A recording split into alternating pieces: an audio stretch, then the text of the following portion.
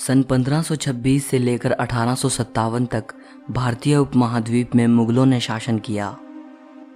मुगल वंश की शुरुआत करने वाला और पहला मुगल बादशाह बाबर था, जो उज़्बेकिस्तान से भारत आया था।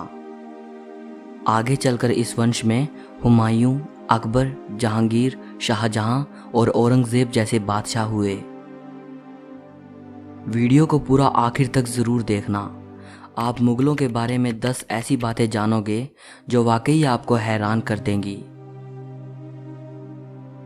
नंबर 1, मुगल काल में अपराधी को मृत्यु दंड देने का जो आम तरीका था वो बड़ा ही भयानक था।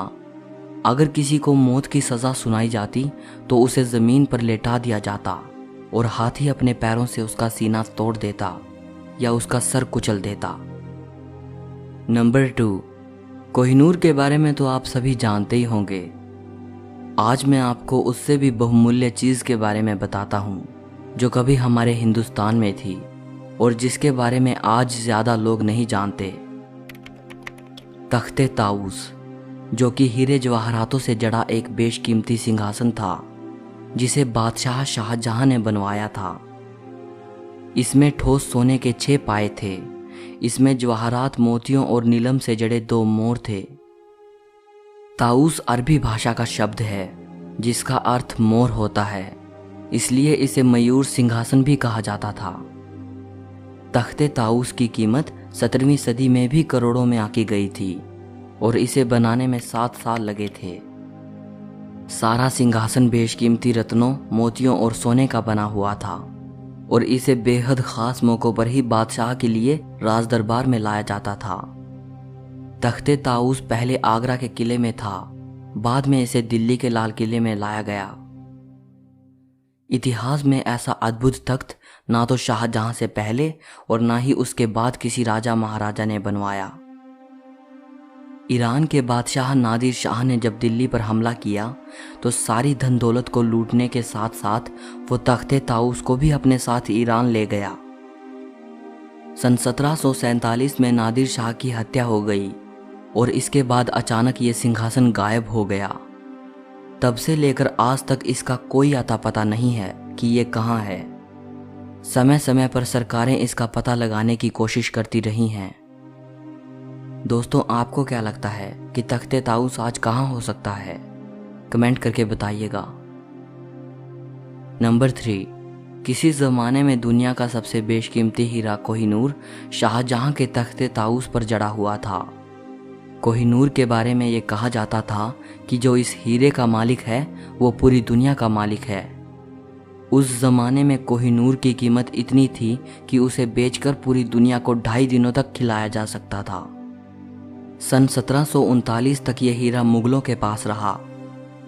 ईरान का बादशाह नादिर शाह धोखे से मुगल बादशाह मोहम्मद शाह से पगड़ी बदलकर कोहिनूर को भी चुरा ले गया। यह हीरा कई मुगल बादशाहों और ईरानी बादशाहों से होता हुआ अंत में अंग्रेज़ों के अधिकार में चला गया और आज भी उन्हीं के पास है।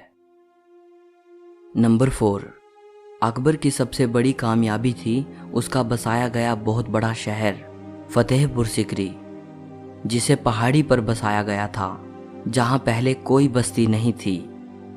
सन 1584 में एक इंग्लिश यात्री रोल्फ फिच भारत आया था जिसने लिखा था कि फतेहपुर सिकरी लंदन से भी बड़ा शहर था। अकबर एक कामयाब बादशाह होने के साथ साथ कला प्रेमी भी था। इस शहर का निर्माण अकबर ने अपनी निगरानी में करवाया था और अकबर ने खुद इसका नक्शा बनवाने में मदद की थी। पहले मुगल साम्राज्य की राजधानी आगरा थी। फतेहपुर सिकरी को अकबर ने नई राजधानी बनाया। फतेहपुर सिकरी 1570 से लेकर 1585 तक मुगल साम्राज्य की राजधानी रहा और पानी की कमी की वजह से सिर्फ 15 साल में ही यह शहर छोड़ दिया गया और राजधानी को फिर से आगरा ले जाया गया। इतिहास में ऐसा पहले कभी नहीं हुआ था कि एक इंसान के सपनों से इतना बड़ा शहर बसाया गया हो और उसे सिर्फ 15 साल में ही वीरान भी कर दिया गया हो। नंबर 5, दुनिया का सबसे बड़ा दरवाज़ा बादशाह अकबर ने बनवाया था। आगरा से 36 किलोमीटर दूर फतेहपुर सिकरी में मौजूद बुलंद दरवाज़ा दुनिया का सबसे बड़ा प्रवेश द्वार है। बुलंद शब्द का अर्थ होता है महान या ऊंचा। इस दरवाजे को अकबर ने सन 1601 में बनवाया था।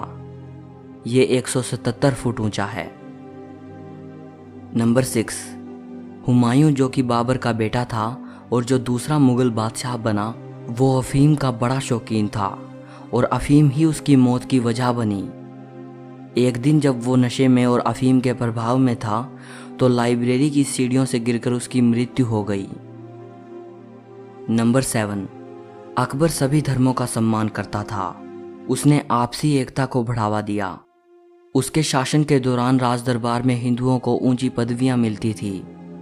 उससे पहले के बादशाहों द्वारा हिंदुओं पर लगाया जाने वाला जजिया कर उसने हटवा दिया था। उसने राजपूत रानी जोधा से शादी की, लेकिन उसे कभी मुसलमान नहीं बनाया। यहाँ तक कि रानी जोधा भाई के लिए फतेहपुर सिकरी में उसने मंदिर भी बनवाया।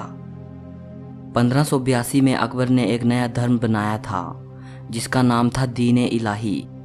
इसमें अकबर ने सभी धर्मों की मूल बातों को मिला दिया, जिसमें प्रमुख धर्म थे हिंदू, इस्लाम, ईसाई, जैन और पारसी।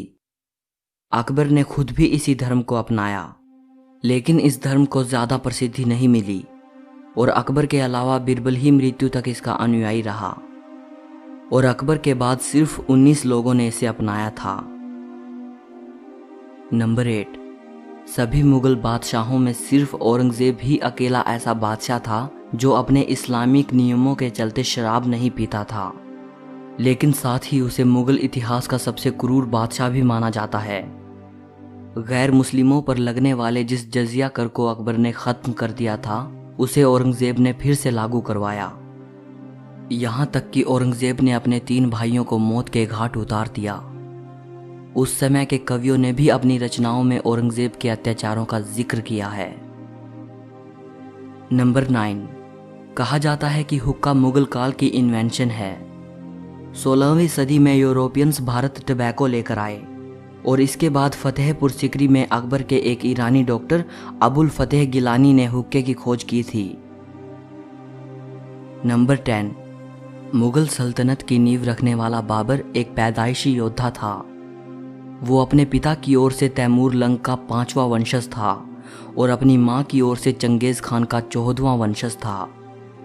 जब वो 12 साल का था तो उसे विरासत में फरगना शहर मिला और वो वहां का बादशाह बना।